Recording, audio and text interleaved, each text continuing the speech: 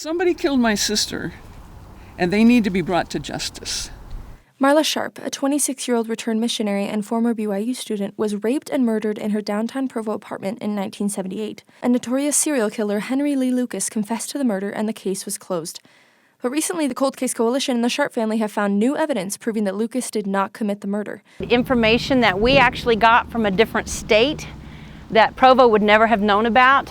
And when we combined those two together, we were able to show that Henry Lee Lucas could not have committed this murder.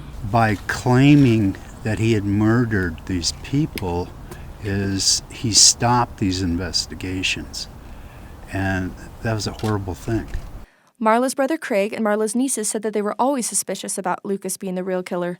But Marla's sister Leah Scharp was shocked when she found out the truth. I've thought all along that it was this infamous serial killer who had done this, and apparently it is not.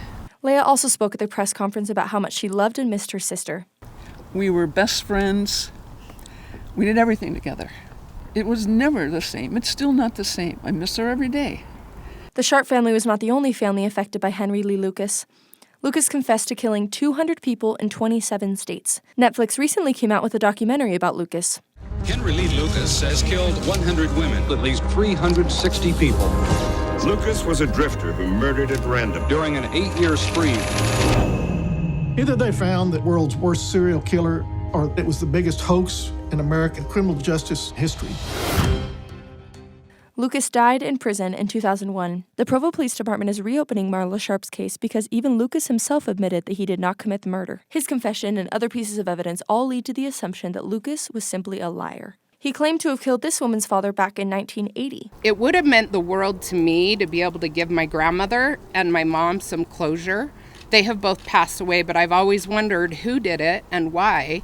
And if that person is still out there similar to Marla's killer, they should be brought to justice. The most recent piece of evidence presented was a Budweiser beer tap top left at Marla's apartment after the murder. The police department will be reopening and re-examining the 1978 murder of Marla Scharp. The Cold Case Coalition is calling on law enforcement agencies throughout the United States to please reopen and re-examine any case that was closed with a Henry Lee Lucas confession. If you have any information about this case, please contact the Provo Police Department.